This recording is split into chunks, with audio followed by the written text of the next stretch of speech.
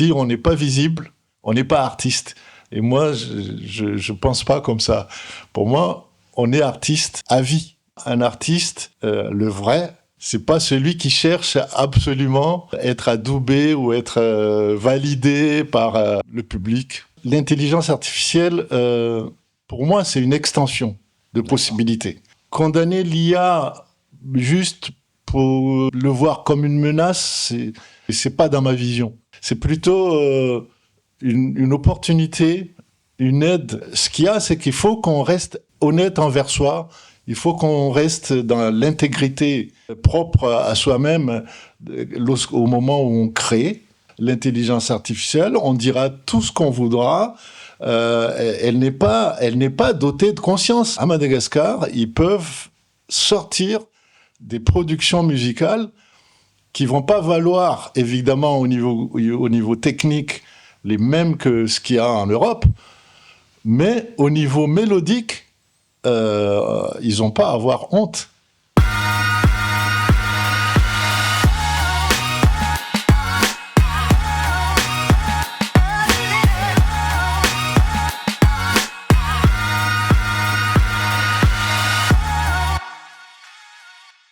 Pour ce premier épisode, j'ai pas été chercher très loin puisque j'ai la chance d'avoir un père musicien qui a fait danser les foules malgaches dans les années 70 et 80.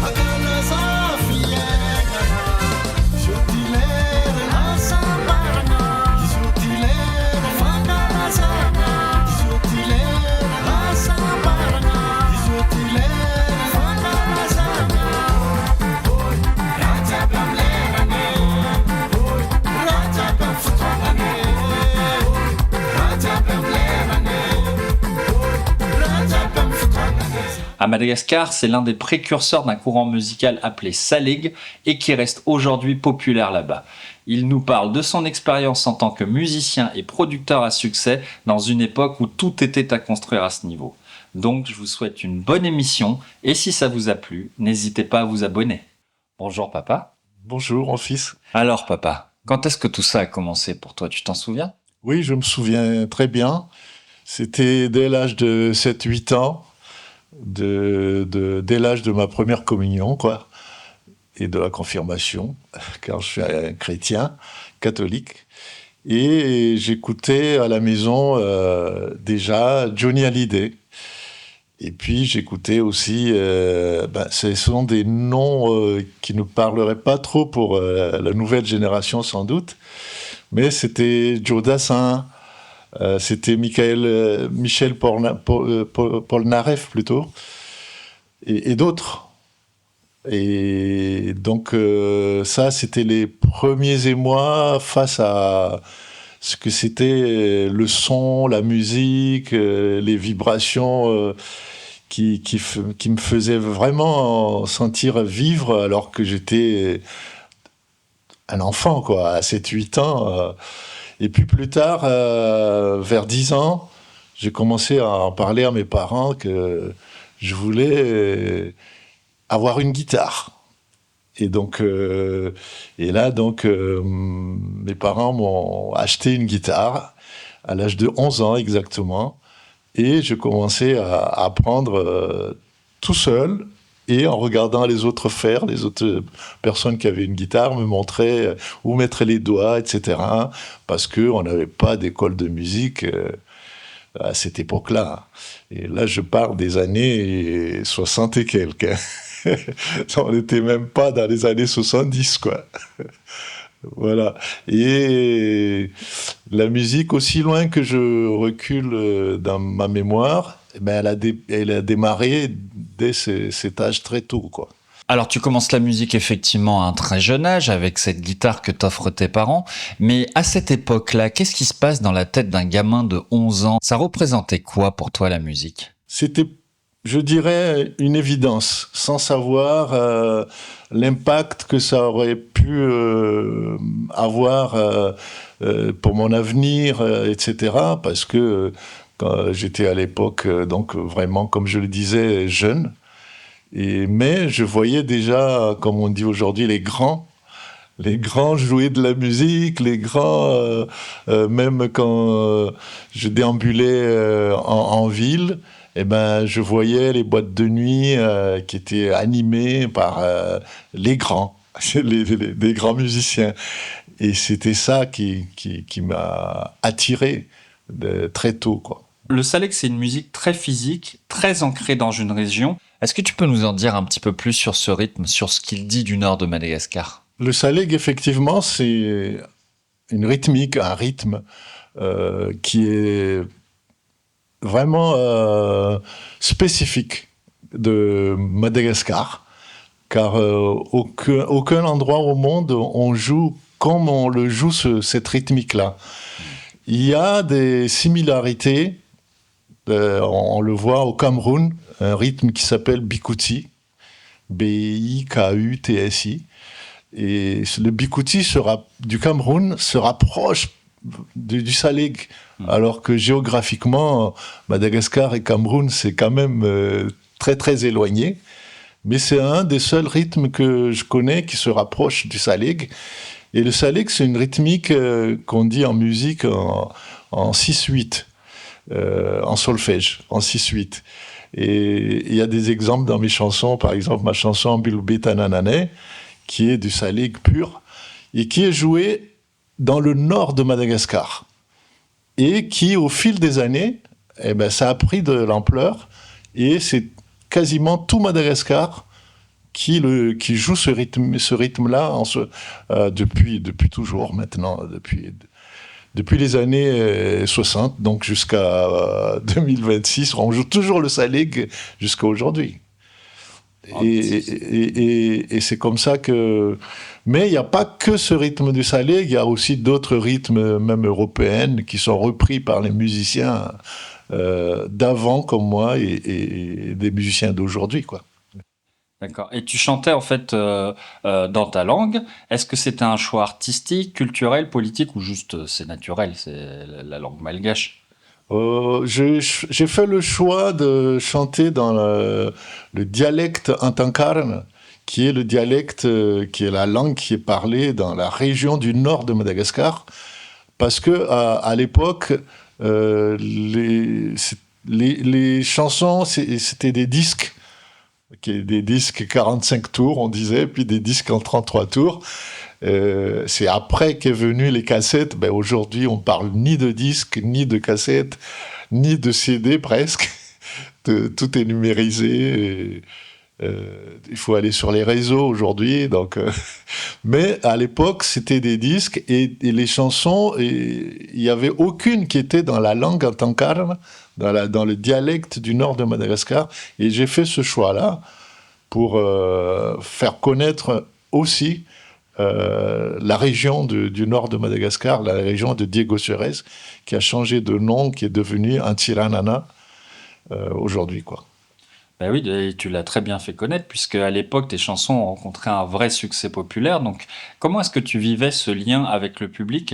Est-ce que ça change la manière de créer, de se voir soi-même? Oui, c'est une époque, pour moi, on va dire révolue, parce que ça a duré 10 ans. C'est de l'âge de 18 ans que j'ai commencé à faire mes disques, à chanter. Et à 20 ans, ça a vraiment explosé, avec quelques titres comme Diego Suarez, Ambulbe Tananane, Remandin Sarut. Enfin, 3 titres qui est Alléluia Amen, le 4e, qui était très connu.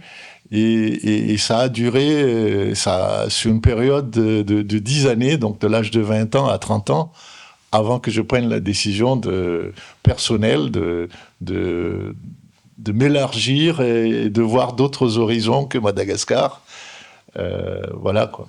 Dans tes chansons, tu parles des gens, de ce qui les touche, de leur quotidien, d'amour.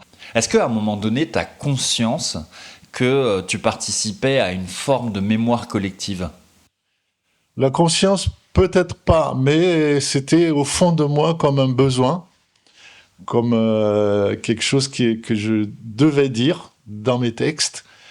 Et ce qui est plaisant, c'est que ça correspondait à ce que les gens attendaient.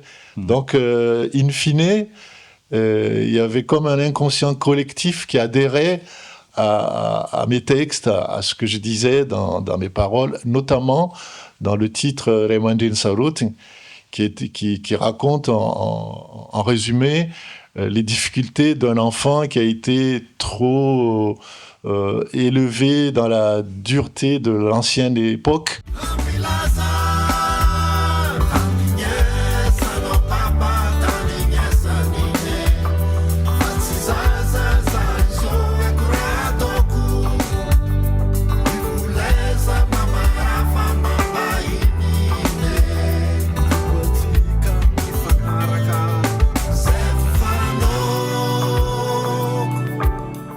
C'est-à-dire que c'était pas comme aujourd'hui où dès qu'on est un peu dur dans le sens où on portait la main ou de la ceinture sur un enfant, et on risque d'être mis en cause de violence et même peut-être finir en prison si on est en 2026, quoi. Alors qu'à l'époque, un enfant où les parents le battaient avec une ceinture, ça n'allait pas plus loin qu'une correction normale dans l'éducation. Et encore une fois, je parle des années 60-70. À un moment, tu quittes la scène médiatique et Madagascar. Comment est-ce que tu as vécu cette transition ? Est-ce que c'était un renoncement ou une autre forme de création ?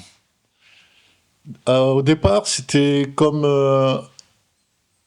un élan qui me disait d'aller progresser, de chercher d'autres horizons.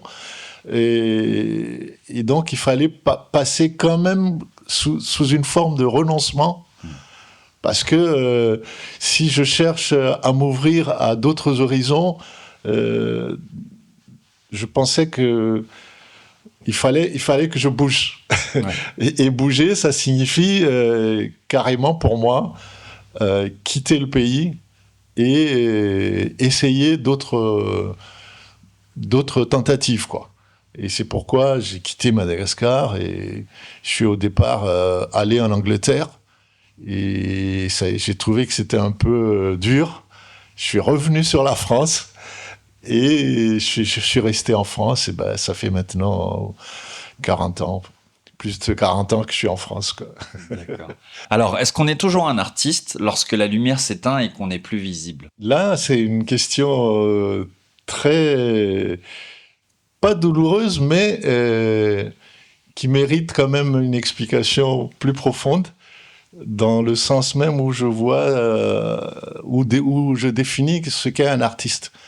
Parce que pour moi, un artiste, le vrai, pour moi, c'est pas celui qui cherche à absolument être adoubé ou être validé par le public. Quoique ça peut être une définition qui est réclamée par beaucoup de gens. Si on n'est pas visible, on n'est pas artiste. Et moi, je pense pas comme ça. Pour moi, on est artiste à vie. Pour moi. Ouais.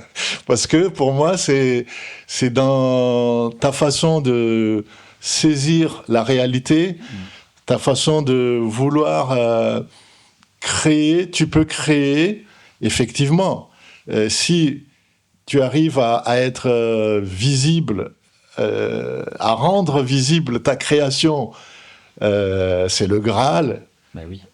Mais pour moi, dire que quelqu'un qui n'a plus de visibilité n'est plus un artiste, je pense que c'est une vision un peu étriquée. Ouais. C'est ancré en toi, en fait. Ah, il n'y a pas de doute. Voilà. J'ai aucun doute. Alors maintenant, on va aborder le sujet de la transmission, de l'héritage. Alors tu vois, en tant que père, tu m'as transmis beaucoup de choses. Est-ce que tu penses que la créativité, ça se transmet? Je pense que le plus fort, c'est l'exemple, l'exemplarité. Par exemple, même, même pas que de la musique. Je donne l'exemple que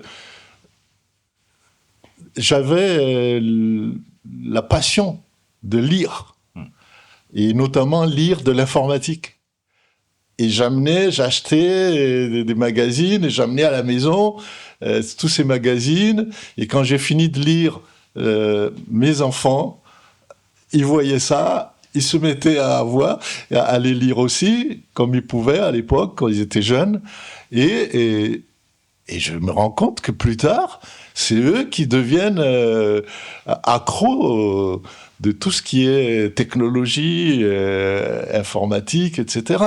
Et musique, évidemment. Parce qu'ils voyaient que leur père était toujours dans la musique, jouait de la guitare, chantait, etc. À la maison, d'accord, mais il était quand même artiste. Comme je le disais tout à l'heure, on est artiste pour moi à vie, ou on ne l'est pas. Mais par définition, on l'a en soi, et accepter que on ne l'est plus parce qu'on n'a plus la validation extérieure, pour moi, c'est un non-sens. Aujourd'hui, quand tu regardes les jeunes artistes à Madagascar, quels conseils tu as envie de leur donner sur la création? Les donner des conseils, je crois que je vais pas m'aventurer dans ça, parce que les artistes, je les vois, je les suis, les jeunes, la jeune génération, ils sont vraiment en avance. Et ça, c'est grâce à la technologie, aux réseaux sociaux, au fait que le monde est globalisé.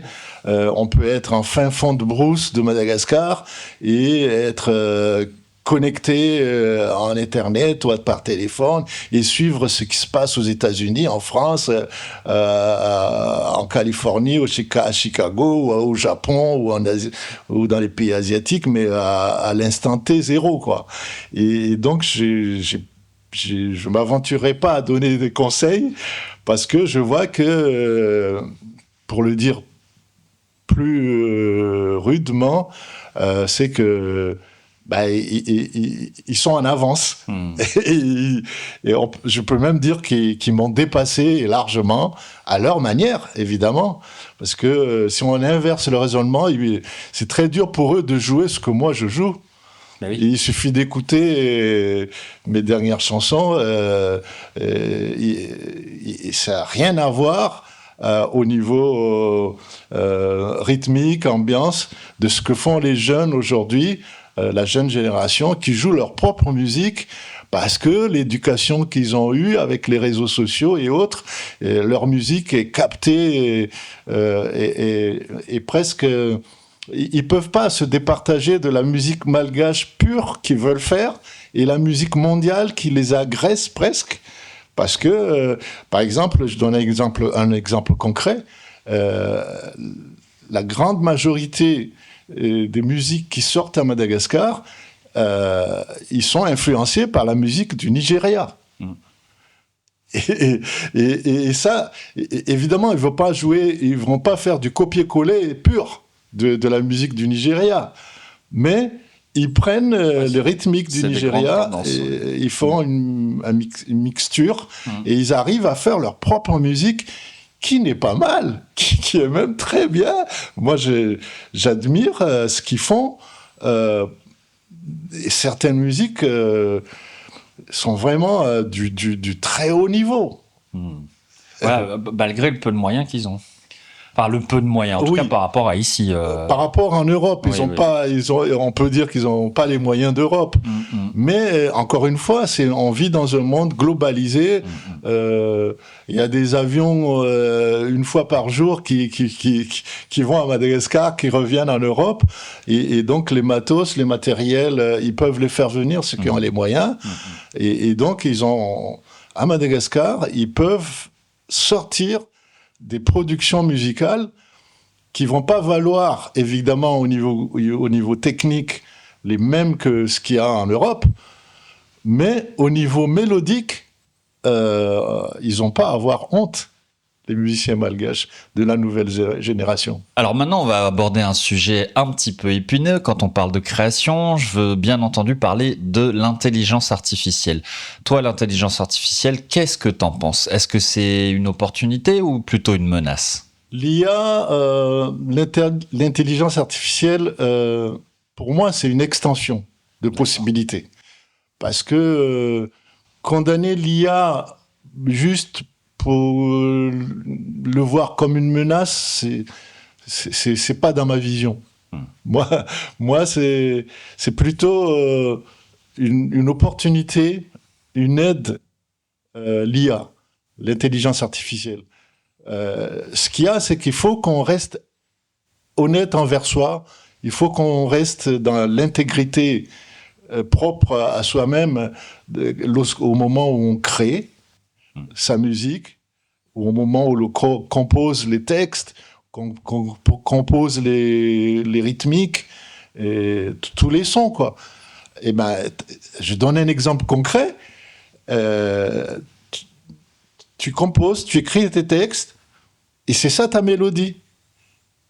Et tu vas demander à ce que l'intelligence artificielle vienne t'aider au niveau des fioritures, de tout ce qu'il y a à côté, de ce que tu as écrit, de ce que tu as composé, que ce soit textuellement, que ce soit musicalement. Et si tu restes dans cette intégrité-là, je pense que l'intelligence artificielle n'est pas du tout une menace. Mais tu gardes l'essence, en fait, de ta création à toi, l'idée, oui. L'idée principale, quoi. Voilà, c'est dans ce sens-là que je vois, pour moi, que l'intelligence artificielle n'est pas une menace. Ça peut l'être dans le cas où on veut rien faire, dans le sens où on vient, on écrit le prompt, donc on commande à l'IA de dire « Fais-moi une chanson mélancolique ». Et je me tracasse pas, j'écris rien, je compose ni les textes ni la musique, mais je fais tout faire par l'IA dans le but commercial après de vendre ce que l'IA m'a donné. Dans ce sens-là, ça marche pas. Je dirais presque la personne, en revenant à notre discussion du départ, la personne n'est même pas un artiste pour moi dans ce cas-là. Oui.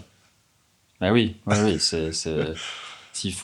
il faut garder sa propriété intellectuelle, sa création, sa compétence, notre propre compétence, parce que l'IA, l'intelligence artificielle, on dira tout ce qu'on voudra, elle n'est pas dotée de conscience, elle est juste dotée d'une énorme capacité de stockage de données.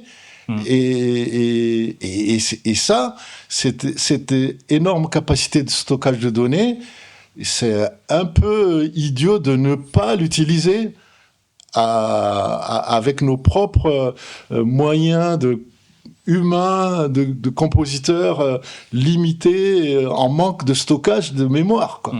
Ben oui, c'est ce que je disais justement un peu avant qu'on commence le podcast là. C'est vrai qu'on voit sur les réseaux tout un tas de productions très très impressionnantes, mais on se rend bien compte que c'est faux, même si c'est très bien fait.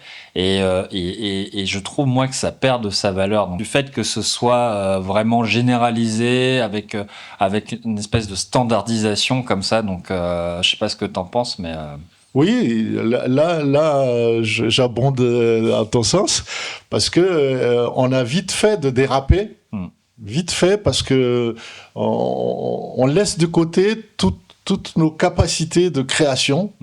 Et donc, finalement, on va s'ancrer dans rien, quoi. On va juste se reposer sur l'intelligence artificielle en se disant, l'IA va tout faire. Moi, je vais juste récolter ce qui va me donner. Mais ce qui va te donner, c'est un peu l'image de toi-même, mais un peu améliorée. Mais ça fera jamais de toi un artiste. Mais oui, évidemment. Rien de tel que l'IA doit être un outil et pas une fin en soi, en fait. Voilà. Si je comprends bien. Voilà. D'accord. Alors, moi, j'ai une question en plus, c'est plus après toutes ces années d'expérience, est-ce que tu as un bilan à faire ou une opinion sur l'évolution de la musique malgache en général et du saleg en particulier? Un bilan, ce serait difficile de dresser un Une bilan. opinion. Oui, mais une opinion sur l'avenir, par exemple, Oui. de la musique malgache, il est très lié, cet avenir est très lié au développement même du pays. Et quand je pense de développement, je parle de développement sur tous les plans. Développement économique, développement politique, développement musical, mais tant qu'on restera lié à ces trois autres développements, donc économique, politique et musical, eh ben, c'est très difficile de voir un avenir dans le sens où la musique malgache sera connue internationalement. Il y a quelques percées, hein. C'est-à-dire qu'il y a des musiciens malgaches qui vont se produire en Europe, qui vont même jusqu'aux États-Unis, qui est connu comme un tenant, un héros même du saleg, héros pas H-E-R-O-S, mais H-E accent aigu R-A-U-T du saleg. Il s'appelle Jojo Bezeb. Oui. Bah, il a amené le saleg jusqu'à la salle mythique de l'Olympia de Paris. Bah oui, je me souviens. Et mieux que ça, pas mieux ou moins, je sais pas comment le dire, mais il est allé jouer jusqu'aux États-Unis, à New York et autres. Ah ouais, ça je savais pas, jusqu'aux États-Unis. Oui, Ouais. oui. Et il n'est pas le seul. Il n'est pas le seul. Il y a d'autres musiciens malgaches qui se produisent en Europe et même aux États-Unis et au Canada. Mais c'est des noms qui me viennent en tête maintenant. Mais il y a aussi un autre musicien qui est très connu, c'est Eric Mannen, qui fait qui fait honneur à la musique malgache. Mais de là à dire que la musique malgache en général va exploser, c'est trop lié aux conditions politiques, économiques de Madagascar. On approche tout doucement de la fin de ce podcast, mais avant de se quitter, je voulais savoir, c'est quoi ton actualité musicale en ce moment ? Oui, l'actualité musicale, c'est que j'ai remanié ou remasterisé ou rendu meilleur quelques titres que j'avais fait à l'époque, et je compte le rendre plus visible cette année 2026. Enfin, je garde l'espoir. D'accord. Et comment parce que ça on n'en a pas parlé, mais on peut en parler maintenant. Comment est-ce que tu as procédé ? Oui, j'ai utilisé sur certains titres justement ce que je disais tout à l'heure, c'est-à-dire que je trouve pas conséquent, pas cohérent du tout, de vivre l'époque où on vit aujourd'hui avec toute la technologie qu'il y a, en l'occurrence l'IA, l'intelligence artificielle, et de ne pas l'utiliser. Et donc, dans un de mes titres, c'est à Zambolatir, j'ai dit à l'intelligence artificielle de ne pas toucher du tout à ma mélodie, à ce que j'ai composé comme son et comme texte aussi. Mais j'ai juste demandé d'apporter autour de ce que j'ai mis initialement tout ce que l'IA, tout ce que l'intelligence artificielle pourrait apporter. Et c'est ce que j'ai eu en retour. Et donc, on va pouvoir entendre ça dans les jours qui viennent, dans les semaines qui viennent. Tu m'avais dit aussi un peu avant le début de ce podcast que tu avais fait enregistrer des parties de tes morceaux par des musiciens malgaches. Est-ce que tu peux nous en dire un petit peu plus sur la manière dont vous avez collaboré ? Oui, évidemment. Quand je parle de l'intelligence artificielle qui apporte les fioritures, les choses en plus, quoi, sur ma composition initiale, c'est que après, il faut rentrer en studio, il faut le jouer. Et pour ça, il n'y a pas mieux que des musiciens malgaches qui connaissent le rythmique salig et qui vivent à Madagascar pour jouer ça en live, en direct, quoi, dans un studio. Un bassiste, un batteur, un claviériste malgache et qui joue du salig, il rentre à studio à Madagascar, il les enregistre. Et comme maintenant, avec la technologie, on peut tout faire à distance, donc quand ils ont fini de tout jouer en live, ils me le renvoient en France. Et moi, je chante ce que j'ai à chanter là, dans un autre studio ici en France. Et tout se fait comme ça, quoi. Bon voilà, c'est la fin de ce podcast. Merci papa pour ce partage. Tu nous as transmis beaucoup de ce que c'est que le salig et la musique malgache et de ton expérience aussi en tant que musicien. Et c'était très intéressant, donc merci pour ça. À bientôt. Alors voilà, ce premier épisode d'Ancréa est maintenant terminé. Si l'épisode vous a plu, n'hésitez pas à vous abonner si vous êtes en audio. Si vous êtes en vidéo sur YouTube, n'hésitez pas à vous abonner également, à activer la cloche pour avoir les notifications des prochains épisodes, à lâcher des commentaires, des likes, bref, vous savez, vous connaissez la chanson. Je vous remercie et je vous souhaite encore une fois une très belle année 2026. Prenez soin de vous.